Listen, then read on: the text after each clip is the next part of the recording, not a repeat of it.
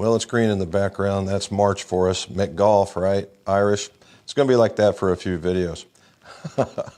All right, let's do a review. Srixon ZX4 hollow body iron. Next.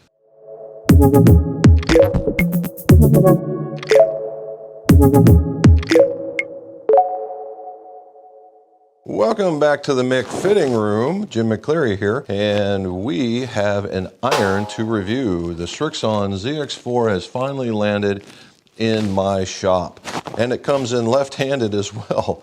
And that's what we're here to test, right? Before we get started, let's talk about one more thing. For all you guys that are tinkers, builders, or whatever, and you're looking to keep your clothes nice, check out our apron. It's U.S. made, U.S. built, U.S. supplied. And send us an email at McGolfShop at roadrunner.com, and we can hook you up with a size and the cost. Alrighty, so Srixon, they came out with a third iron. They have a fourth iron to be exact. They had a bladed model. They have the ZX5, the ZX7, and now the ZX4. Now, what makes this one different than the rest? Well, the other ones were, we'll say, we're catering to a group of golfers that preferred a forged feel, like the looks. I mean, the stuff on the back, the design on the back was very, very sharp, to be sure. First two were more players-oriented, right? Where the third one was probably closer to a good golfer wanting more distance, and that was where that one comes from. Now, they just went, let's go give them all the distance and all the forgiveness we can possibly give them in an iron, okay? The ZX4 is a hollow body iron. What does that mean? So what it means is that basically the face on this guy is made out of an HT1770 steel. And it's been milled on the back, just like we've shown you from other companies in the past, where you mill the back so that you can get a certain springiness of whatever that company's looking for. On the rest of it, it's a 431 steel. Now, in the hollow body design, what happens is when you make the club wider, it pulls the center of gravity back and down, depending on where you move it, but that's where it goes. Now, in the higher irons, like the 4 through the 7, you'll see a little piece of tungsten on the front. They say that's to help lower the swing weight and all that stuff. Well, if it's just right there on the toe, maybe, okay?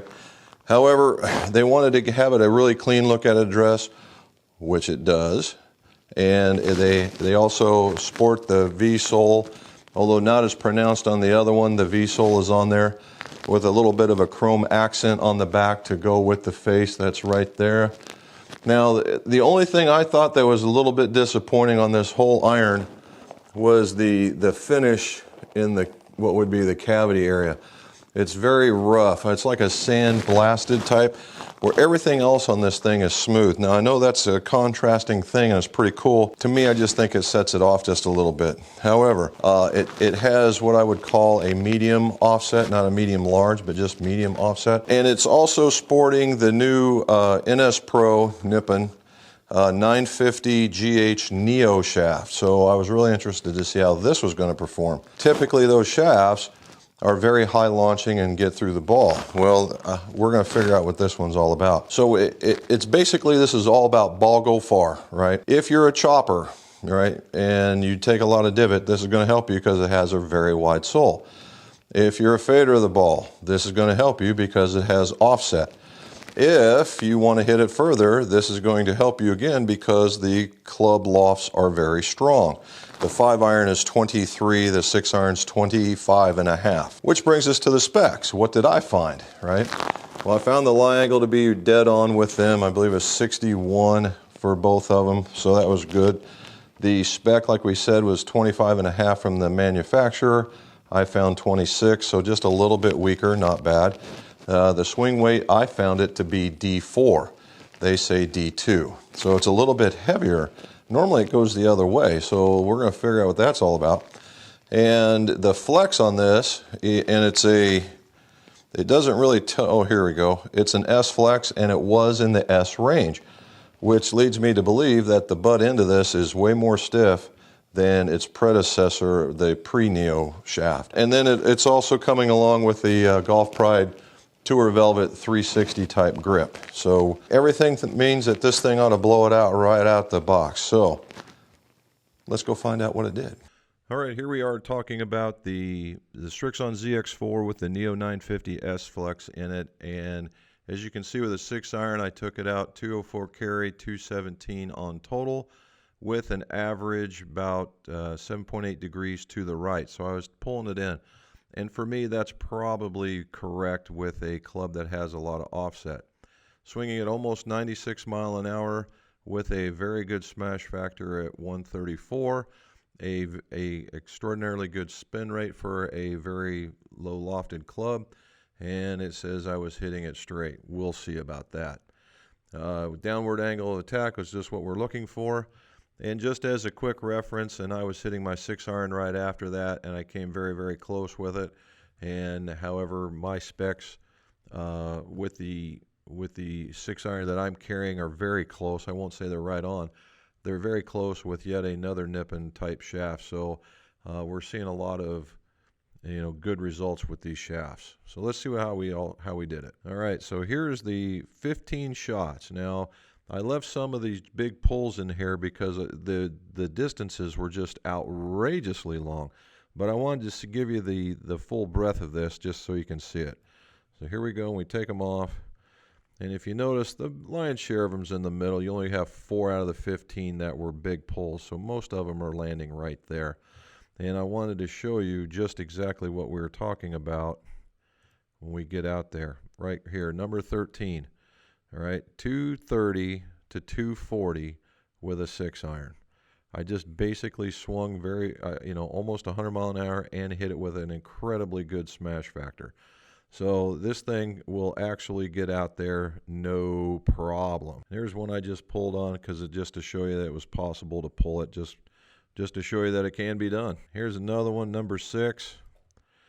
215 to 230, again swinging at 96 mile an hour, hit it with a very good, very good smash factor, and it takes out there. It's just some of the distances coming off this club were basically ridiculous. If we look at the table, and you can see where I started warming up somewhere around 92. If you take a look at this, you can see where I was just warming up starting around 92, getting 95, 96, and the last couple were in the 99 range. And so just as we were swinging it faster, so do the distances follow. But on a whole, I mean, it's still a very strong club. And the expected distance, I would say, from a carry on the average is what we see here in the average box of 204 to 217. This is the averages here are exactly what I would think it to be, is that would be a good number while you're out playing. So a 204 to 217 club with a 6-iron, guys. 6-iron. Okay, that's what we wanted to say. So just to get it out there. Now the other part about this is, how were we swinging when we did this? Well, all in all, a pretty good swing path, and the shaft was reacting very, very well. You can see just straight down. I'm getting a lot of that here as of late. My path's always been a little bit to the inside, and that's okay.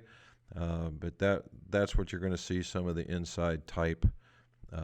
Some of the flight patterns, right? So if we go through here and we take a look at the single club view, and there's the lion's share, right? And there's those ones that I said got off to the right, actually the 4 that got off to the right there. And I left that one in there just because it was so ridiculously long.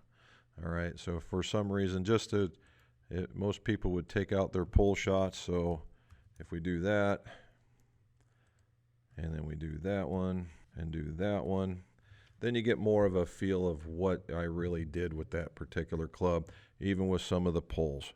And I left that guy in there just because, I mean, who doesn't like seeing you hit a ridiculously long shot every once in a while? But all in all, I'm fine in the middle of the fairway.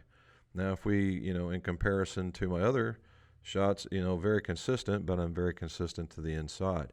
And that was what I was warming up with versus the other one. So, all in all, this guy puts it out there far, and puts it out there into the middle. Okay. Now, if we look at how it looks now, it looks a little bit cleaner now, doesn't it? It's amazing when you take out those onesie twosie type things.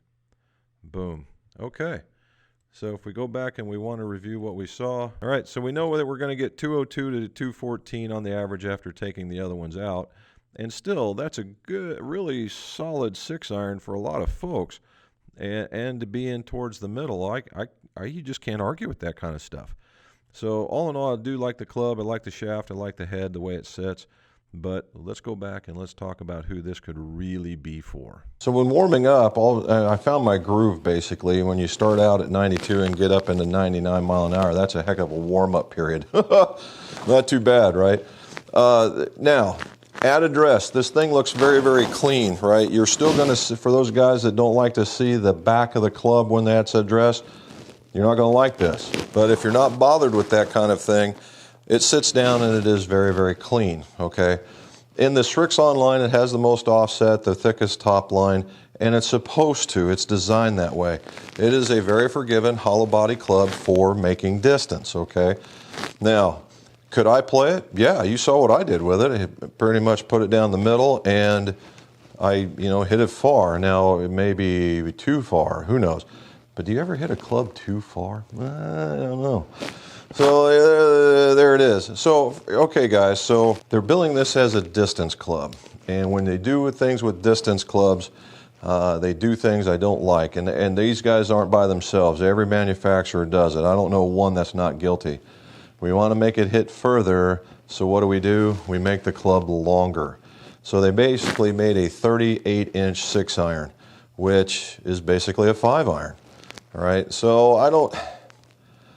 if the technology is solid and the designs are what they're supposed to be, they'll work without it, okay? They'll work without that added length. Because as you get longer, it's really hard to find the middle of the club. It really is. Now, what this was doing for me, I found myself doing like this and doing a little choking, and I was getting it out there. So I wouldn't be afraid to knock off a 1/2 inch of this and cut people loose with it, not one drop. I was really surprised by the Neo shaft. This thing is solid, right? I don't know a thing about it, haven't researched it, but from the feeling, it feels as if it's it's a little more stout than the original one.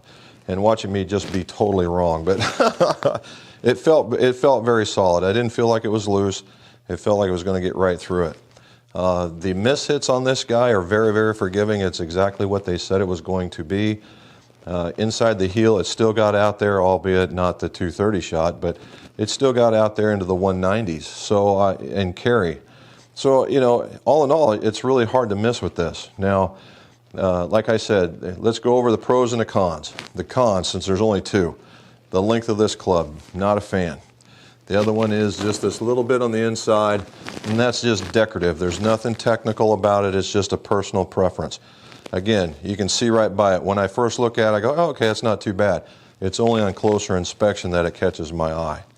The pros, right? The pros.